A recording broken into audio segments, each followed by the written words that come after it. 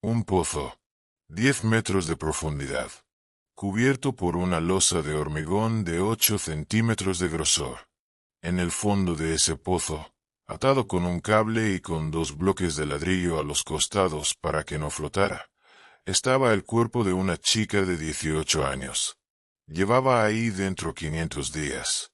500 días mientras su familia pegaba carteles. Mientras su hermana le escribía cartas en redes sociales pidiéndole que volviera. Mientras su madre dormía cada noche sin saber si su hija estaba viva o muerta. Y lo más perturbador no es el pozo.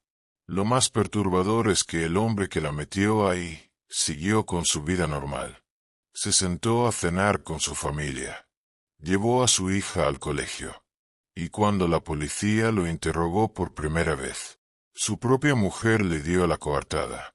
Esta es la historia de Diana Kerr. Y es una de las historias más dolorosas que España ha tenido que escuchar. Quédate, porque esto va a cambiar la forma en que miras la calle de noche. Para entender lo que pasó aquella noche de agosto, primero hay que entender quién era Diana.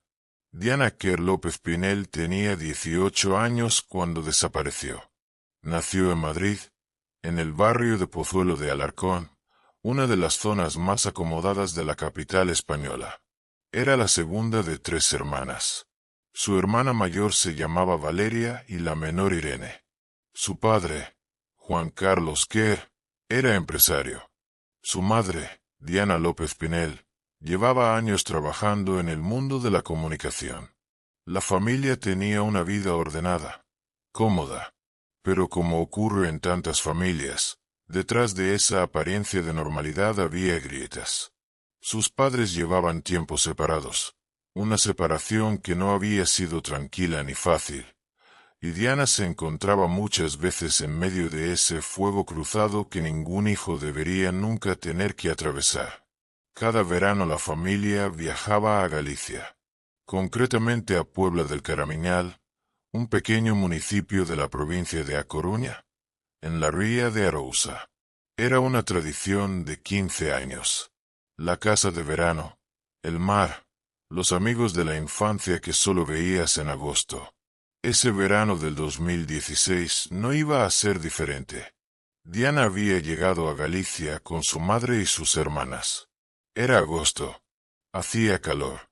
Y el domingo 21, como cualquier chica de su edad en cualquier pueblo costero de España, tenía planes de salir de noche. Las fiestas del Carmen en A Pobra do Caramiñal eran el evento del verano. Música, gente joven, ambiente festivo. Su madre la dejó en un parque del centro sobre las 10:30 de la noche del domingo. Diana había quedado con un grupo de amigas para ir juntas a la fiesta. Todo era absolutamente normal. Y esa normalidad es exactamente lo que hace este caso tan devastador. Porque Diana salió esa noche como lo haría cualquier joven de 18 años en cualquier pueblo de España. Sin sospechar nada. Sin tener miedo. Con la ligereza de quien cree que el mundo es seguro cuando tienes 18 años y es verano y estás en un pueblo que conoces de toda la vida. Y nunca llegó a casa. Reconstruir lo que pasó aquella madrugada llevó meses de investigación. Pero con el tiempo, gracias a las cámaras de seguridad, los registros del teléfono móvil y los testimonios de las personas que la vieron, se pudo trazar un mapa bastante preciso de sus últimas horas. Diana estuvo en las fiestas. Bailó, estuvo con sus amigas, hizo lo que hace cualquier persona de su edad en una noche de verano. No hubo incidentes. Nadie vio nada raro. Era una noche más.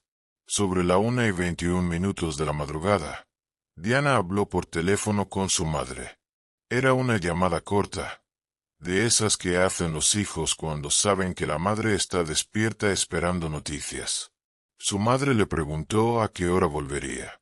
Diana le dijo que un rato más, que no se preocupara. Esa fue la última vez que su madre escuchó su voz. Poco después de las 2:30 de la madrugada, Fue vista por última vez caminando sola por el paseo marítimo de Puebla del Caramiñal en dirección a la casa de verano de su familia. Sola, con su teléfono en la mano, en la oscuridad de una madrugada de agosto. A las 2:43 de la madrugada, Diana escribió un mensaje de WhatsApp a un amigo. Le decía que en cuanto llegara a casa le escribiría y seguirían hablando. Pero justo 10 minutos después, ese mismo amigo recibió otro mensaje que lo dejó preocupado, aunque en ese momento no le dio demasiada importancia. Diana le escribió que un hombre la estaba llamando desde un coche. Le había dicho: «Morena, ven aquí». El amigo pensó que sería algún borracho de la fiesta intentando ligar. Esas cosas pasan. No le dio más vueltas.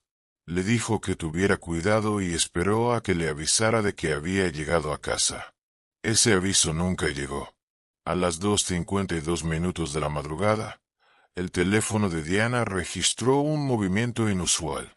El dispositivo se desplazaba a gran velocidad por el puente de Taragoña, a varios kilómetros de donde se suponía que debía estar caminando. Y a las 2:58, la señal desapareció por completo. Apagado. Silencio. Nada. A la mañana siguiente, su madre fue a despertarla y encontró la habitación vacía. Llamó a su teléfono. Apagado. Esperó unas horas pensando que quizás se había quedado a dormir en casa de alguna amiga. Pero algo en su interior le decía que algo no iba bien. A las 8:30 de la mañana del 22 de agosto de 2016, la madre de Diana Kerr se presentó en el cuartel de la Guardia Civil a denunciar la desaparición de su hija. Comenzaba una pesadilla que duraría casi año y medio. Lo que ocurrió en los días siguientes fue algo que pocas veces se ve en España. La desaparición de Diana Kerr se convirtió en cuestión de horas en una noticia nacional. Su foto, esa imagen de una chica joven de pelo oscuro y ojos grandes, empezó a circular por todas las redes sociales. Miles de personas la compartieron. Miles de personas que no la conocían de nada pusieron su foto como imagen de perfil en señal de solidaridad. La Guardia Civil activó inmediatamente un operativo de búsqueda a gran escala.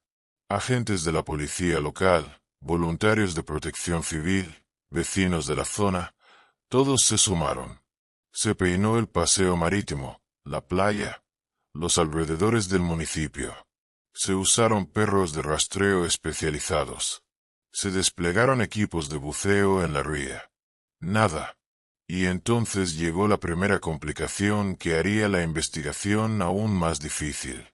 En la casa de verano de la familia, los investigadores encontraron algo desconcertante: el documento nacional de identidad de Diana, y la ropa que supuestamente llevaba puesta la noche que desapareció. Estaba ahí, doblada, como si alguien la hubiera dejado antes de salir. Lo que faltaba era un pantalón vaquero. Esto creó una enorme confusión. ¿Había vuelto Diana a casa esa madrugada antes de desaparecer? ¿Se había cambiado de ropa? Eso significaba que la desaparición no había sido un rapto, sino una huida voluntaria. Sus padres, que ya estaban separados y no llevaban bien su relación, no tardaron en enfrentarse públicamente. Su padre insistía en que se trataba de un secuestro o algo peor. Su madre no descartaba que Diana hubiera podido irse voluntariamente dada la tensión familiar de los últimos meses. Los vecinos del municipio complicaron aún más las cosas al declarar que en los días previos a la desaparición, Diana y su madre habían tenido una fuerte discusión. La madre lo negó rotundamente, pero la semilla de la duda ya estaba plantada. La Guardia Civil tuvo que trabajar con dos hipótesis simultáneas. 1. Desaparición voluntaria. 2. Foul play. Alguien había hecho daño a Diana. Mientras tanto, su hermana Valeria escribió en Facebook una carta que rompió el corazón de toda España. Le pedía a su hermana que volviera, que la familia la echaba de menos, que pasara lo que hubiera pasado, que volviera a casa. Esa carta la compartieron cientos de miles de personas. Semanas después, el operativo de búsqueda se amplió a nivel europeo. Se solicitó la colaboración de la Interpol. Se enviaron agentes a Madrid para interrogar a amigos y compañeros de colegio de Diana en Boadilla del Monte. Se revisaron cámaras de seguridad de todo el municipio y los alrededores. Y entonces llegó la primera pista real. Cuando los investigadores analizaron en detalle los registros del teléfono de Diana, encontraron algo que cambiaba todo. El dispositivo, en las últimas comunicaciones antes de apagarse, se había desplazado a gran velocidad por el puente de Tarragona. Demasiado rápido para ser a pie. Demasiado rápido para ser en bicicleta. Alguien la había metido en un coche. El 27 de octubre de 2016, 2 meses después de la desaparición, un marisquero que faenaba en el puerto de Tarragona encontró algo en el agua. Un iPhone 6 blanco. Lo recogió sin saber exactamente qué era ni a quién pertenecía. Pero cuando llegó a casa y lo vio más detenidamente, algo le hizo pensar que aquel teléfono podría ser importante. Lo llevó a las autoridades. Los investigadores confirmaron en pocas horas lo que ya sospechaban. Era el teléfono de Diana Kerr. Y estaba exactamente donde los registros de la red indicaban que debía estar. En las inmediaciones de la antena que había captado las últimas señales del dispositivo. A unos 15 kilómetros del municipio donde Diana había desaparecido. La hipótesis de la huida voluntaria se derrumbó en ese instante. Nadie, absolutamente nadie, arroja su propio teléfono al agua de manera voluntaria. En ese teléfono estaba toda su vida. Sus conversaciones, sus fotos, sus contactos, sus recuerdos. Solo alguien que quería ocultar pruebas habría arrojado ese móvil al agua desde el puente. Alguien que había estado en ese puente con Diana. El problema era el estado del teléfono. Llevaba 2 meses en agua salada. La corrosión había dañado varios componentes. El equipo de criminalística de la Guardia Civil intentó extraer la información, pero tuvo miedo de dañar irreversiblemente la memoria al forzar los códigos de seguridad. La investigación se estancó durante meses. No había pistas claras. No había sospechosos concretos. No había cuerpo. Solo el teléfono en el fondo del agua y la certeza de que alguien había estado con Diana en ese puente aquella madrugada. Fue en julio de 2017, casi un año después de la desaparición, cuando un equipo forense israelí especializado en recuperación de datos logró extraer la información del teléfono dañado. Una empresa llamada Cerebrite, conocida mundialmente por sus trabajos con dispositivos en mal estado, consiguió lo que los técnicos españoles no se habían atrevido a intentar. Pero la información recuperada, aunque confirmó los trayectos ya conocidos, no aportó nada nuevo que no supieran ya. No había llamadas sospechosas. No había mensajes de ningún desconocido. No había nada que apuntara directamente a un sospechoso concreto. El caso parecía haberse enfriado definitivamente. Las búsquedas habían cesado. Los equipos especializados habían sido retirados. La investigación seguía abierta técnicamente, pero en la práctica todos admitían en privado que encontrar a Diana viva era, a esas alturas, prácticamente imposible. Y entonces, en los últimos días de diciembre de 2017, todo cambió. El 29 de diciembre de 2017, una joven del municipio de Boiro, a pocos kilómetros de Puebla del Caramiñal, acudió a la Guardia Civil a denunciar algo que le había ocurrido esa misma tarde. Un hombre la había abordado en la calle. Le había puesto un cuchillo en el costado y le había dicho que se metiera en el maletero de su coche. La chica gritó. Gritó tan fuerte que varios vecinos que pasaban por allí escucharon y acudieron. El hombre entró en pánico. Subió al coche y huyó a toda velocidad. Pero la chica había tenido la presencia de ánimo suficiente para fijarse en el coche. y varios de los vecinos también lo habían visto. Un Alfa Romeo 146. La Guardia Civil tardó pocas horas en localizar el vehículo, y el vehículo los llevó directamente hasta su propietario. José Enrique Abuin Hay, 41 años. Casado. Padre de una niña de 8 años. Vivía en la zona desde siempre. Su padre había sido marinero. Su madre, obrera. Una familia humilde, sin pretensiones. El tipo de persona que nadie miraría dos veces en la calle.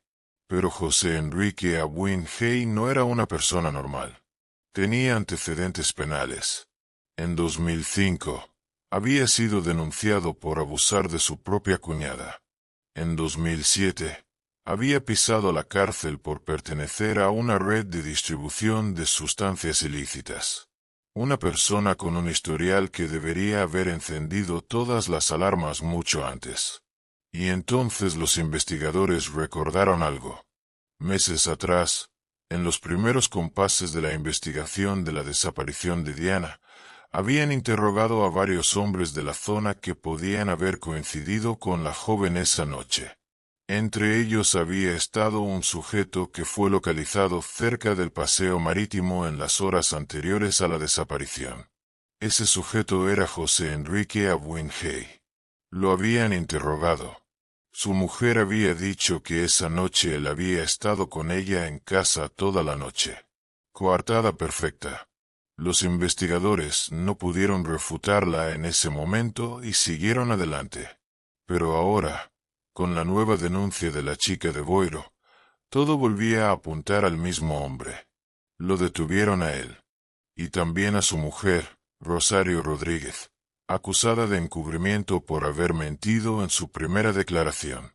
Y cuando Rosario se encontró sola frente a los investigadores, cuando comprendió la gravedad de lo que estaba ocurriendo, la coartada se deshizo en segundos. Su marido no había estado con ella la noche que Diana desapareció. Había salido. Había cogido el coche. Y no había vuelto hasta la madrugada. Pero la confesión más devastadora no vino de la mujer. Vino de la hija. La niña de 8 años, cuando los investigadores le preguntaron qué recordaba del día que Diana desapareció, dijo algo que los dejó helados. Dijo que ese día su padre le había pedido que lavara el coche, por dentro y por fuera, con mucho cuidado, y que pusiera plásticos en el maletero, y que por la tarde, cuando su padre volvió, le pidió que lo volviera a lavar, pero esta vez con lejía. Una niña de 8 años limpiando el coche de su padre con lejía el mismo día que desapareció Diana Kerr. El 30 de diciembre de 2017, 500 días después de la desaparición, José Enrique Abuin Hay, apodado El Chicle, se quedó sin coartada, sin argumentos y sin salida. Y confesó. La primera versión que dio El Chicle fue tan inverosímil que los propios investigadores tuvieron dificultades para contenerse. Dijo que esa noche iba conduciendo tranquilamente por la zona cuando Diana se cruzó en la calzada y él la atropelló sin querer. Que al ver lo que había hecho se asustó. Que no supo qué hacer. Que escondió el cuerpo en un lugar que no recordaba bien. Los investigadores lo miraron sin decir nada. Y después le pusieron delante los registros del teléfono. Los datos mostraban que el teléfono de Diana y el teléfono de Abuin habían realizado exactamente el mismo trayecto entre las 2:52 y las 2:58 de la madrugada. Los dos dispositivos habían estado juntos en el puente de Taragoña. En el mismo momento exacto. El accidente no cuadraba con nada. Entonces cambió la historia. Dijo que esa noche había salido de su casa para robar gasolina de coches aparcados en la zona, que era algo que hacía habitualmente para ahorrarse dinero, que llevaba plásticos en el maletero precisamente para eso, para no manchar el coche cuando transportaba los bidones, que cuando estaba en plena faena, Diana lo vio, que creyó que iba a llamar a la policía, que entró en pánico, que la llamó para que se acercara con la intención de explicarle que no lo denunciara, que Diana empezó a gritar, que para callarla le puso las manos en el cuello, que sin darse cuenta la asfixió, y que después no supo qué hacer con el cuerpo. Los investigadores escucharon esta nueva versión y la cruzaron con todo lo que sabían. El teléfono arrojado al agua desde el puente. El coche registrado por las cámaras de seguridad en la zona. El coche lavado con lejía. Los plásticos en el maletero. Demasiada premeditación para llamarlo accidente. Demasiados pasos calculados para ser el pánico de alguien que no tenía intención de hacer daño. Pero el chicle insistía. Accidente. Sin querer. Sin premeditación. Y entonces le preguntaron dónde estaba el cuerpo. Tardó varios segundos en responder. Y luego dijo que lo llevaba al lugar. El 31 de diciembre de 2017. Último día del año.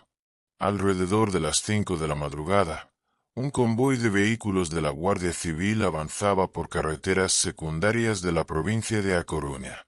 En uno de esos vehículos iba José Enrique Abuin Hey, esposado, mirando por la ventana como quien conoce cada curva del camino. Porque las conocía. Era el lugar donde había crecido. La parroquia de Asados, en el municipio de Rianzo. Un lugar que conocía desde niño. Una nave industrial abandonada que antes había sido una fábrica de refrescos. Un lugar solitario, sin vigilancia, sin testigos, sin nadie que mirara. Los agentes accedieron a la nave y comenzaron a peinar el interior, siguiendo las indicaciones de Abuin. Y en el fondo, en una zona oscura sin luz natural ni eléctrica, encontraron lo que estaban buscando. Un pozo cilíndrico. 10 metros de profundidad. Boca de 1,5 metros de diámetro. Cubierto por una losa de hormigón de 8 centímetros de grosor. Los investigadores sumergieron una cámara. En el fondo del pozo, apenas visible en la oscuridad, había una figura. Era un cuerpo. Los bomberos que acudieron primero al lugar reconocieron enseguida que la profundidad y el diámetro del pozo hacían imposible cualquier rescate convencional. Hubo que llamar a un equipo de buzos especializados. Cuando los buzos descendieron y llegaron al fondo, encontraron algo que ninguno de ellos olvidaría jamás. El cuerpo de una joven, atado con un cable alrededor de la cintura, con 2 grandes bloques de ladrillo colocados a cada lado a modo de contrapeso para evitar que flotara y fuera visible desde arriba. El cuerpo llevaba 500 días en ese pozo. Y a pesar del tiempo transcurrido, el agua a temperatura constante había conservado los restos en un estado que los forenses calificaron de relativamente bueno para el tiempo que había pasado. Un proceso químico conocido como saponificación, en el que la grasa corporal se transforma en una sustancia similar al jabón en contacto prolongado con el agua, había actuado como conservante natural. Cuando el cuerpo fue recuperado, los buzos comunicaron algo que añadió otro nivel de horror a todo lo que ya se sabía. El cuerpo no estaba completo. Faltaba la cabeza. Una segunda inmersión fue necesaria para recuperarla del fondo del pozo. Los análisis forenses posteriores confirmaron lo que la familia ya temía en el fondo de su corazón. Era Diana. Y también confirmaron que la causa de la muerte no había sido el atropellamiento que el chicle seguía defendiendo. Diana Kerr había muerto estrangulada. El juicio contra José Enrique Abuin Hey comenzó en noviembre de 2019, casi 3 años y medio después de la desaparición de Diana. Durante semanas, los abogados de la defensa intentaron mantener a toda costa la tesis del accidente. El atropellamiento involuntario. El pánico. La mala decisión tomada en un momento de desesperación. Un hombre que no tenía intención de matar a nadie. Pero cada prueba que los fiscales presentaban desmontaba esa versión un poco más. Los registros del teléfono que situaban a ambos en el mismo lugar al mismo tiempo. El cable de fibra óptica con el que fue atado el cuerpo. idéntico al que había en la nave donde fue encontrada. Las cámaras que captaron el coche de Abuin en la zona del puente. El teléfono arrojado al agua deliberadamente. El coche lavado con lejía. Los plásticos en el maletero. Y sobre todo, el relato que los fiscales construyeron basándose en todos esos elementos. Esa noche, José Enrique Abuin Hey salió de su casa conduciendo su coche. Vio a Diana caminando sola por el paseo marítimo. La siguió lentamente, sin perderla de vista, acechándola hasta encontrar el momento y el lugar adecuados. Cuando Diana estaba en una zona solitaria, Abuin detuvo el coche, bajó la ventanilla y la llamó. «Morena, ven aquí». Las mismas palabras que Diana le había descrito a su amigo en el último mensaje que escribió. Diana intentó alejarse. Abuin bajó del coche. Se abalanzó sobre ella. La redujo por la fuerza. Le arrebató el teléfono y lo arrojó desde el puente al agua. La metió a la fuerza en el maletero del coche, atada para que no pudiera moverse, y la llevó a la nave abandonada de Asados, el lugar que conocía desde niño, el lugar donde sabía que no había nadie, que no había cámaras, que no había luz, el lugar que llevaba tiempo conociendo como si lo tuviera memorizado para algo así. En esa nave, en el sótano sin luz natural ni eléctrica, con Diana aterrorizada y completamente a su merced, Abuin abusó de ella, y después la mató. El estado del cuerpo, transformado por el proceso de saponificación tras 500 días en el agua, no permitió a los forenses determinar con certeza absoluta si el abuso había tenido lugar antes de la muerte. Pero el jurado no tuvo dudas sobre la intencionalidad. La estrangulación no fue accidental. Nadie estrangula a alguien sin querer. Nadie ata un cuerpo con un cable y lo lastran con bloques de ladrillo en el fondo de un pozo por accidente. Nadie manda a su hija de 8 años a lavar el coche con lejía de madrugada por accidente. El 17 de diciembre de 2019, el Tribunal Superior de Justicia de Galicia dictó su sentencia. José Enrique Abuin Hey fue condenado a prisión permanente revisable, la pena más severa que contempla el ordenamiento jurídico español. Una pena que implica que el condenado no podrá ser puesto en libertad hasta que un tribunal, como mínimo cada 2 años, determine que ya no representa un peligro para la sociedad. Fue condenado por detención ilegal, asesinato y abuso sexual. Además, la sentencia le prohibía acercarse a menos de 1000 metros de los padres y la hermana de Diana, a sus domicilios, a sus lugares de trabajo, a cualquier lugar donde pudieran encontrarse. Hay algo en este caso que no siempre se menciona y que es fundamental para entender la magnitud de lo que estaba ocurriendo. Cuando el chicle fue detenido el 29 de diciembre de 2017, no lo fue por el caso de Diana. Fue detenido porque había intentado secuestrar a otra chica en Boiro. Una chica que gritó. Una chica que tuvo la suerte de que hubiera gente cerca que escuchó sus gritos y acudió. Una chica que salvó su propia vida por esos pocos segundos en que sus gritos llegaron a oídos de alguien. Pero lo que descubrieron los investigadores al registrar la nave de Asados fue todavía más perturbador. La zona del pozo donde había arrojado a Diana no estaba sola. Había evidencias de que alguien había estado preparando el lugar para una segunda víctima. El chicle estaba preparando su siguiente crimen en el mismo lugar donde había ocultado el primero. Si aquella chica de Boiro no hubiera gritado. Si aquellos vecinos no hubieran escuchado. Si el chicle hubiera tenido 3 segundos más para meter a aquella chica en el maletero. Habría habido otra familia buscando a su hija. Otra foto circulando por las redes sociales. Otro pozo en el fondo del cual encontrar a alguien que solo quería llegar a casa. La muerte de Diana Kerr no fue en vano en el sentido más doloroso que puede tener esa expresión.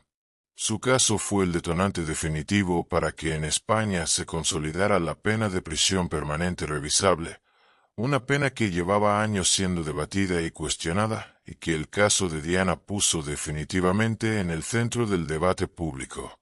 Esa pena lleva de manera informal el nombre de Ley Diana Kerr, aunque nunca se la haya llamado así oficialmente. Su padre, Juan Carlos Kerr, se convirtió en uno de los activistas más visibles en España en la lucha por los derechos de las víctimas de crímenes violentos. Recorrió el país entero hablando en foros, en parlamentos, en medios de comunicación. Convirtió el dolor más insoportable que puede sentir un ser humano en una causa que ha cambiado el sistema jurídico español. Y su madre, Diana López Pinel, que aquella madrugada de agosto dejó a su hija en un parque del centro de Puebla del Caramiñal porque había quedado con sus amigas para ir a una fiesta, sigue viviendo con esa imagen. La última vez que vio a su hija. La última vez que la escuchó reír. La última vez que fue normal. Diana tenía 18 años. Llevaba un short rosa, una camiseta blanca, una sudadera gris y unas zapatillas negras de cordones. Iba a casa, y en algún punto de ese camino, un hombre decidió que ella no iba a llegar. 500 días después la encontraron en el fondo de un pozo a 10 metros de profundidad, atada y lastrada para que nadie pudiera verla. El chicle sigue en prisión, y Diana Kerr sigue siendo el nombre que España no olvida. Hasta la próxima historia.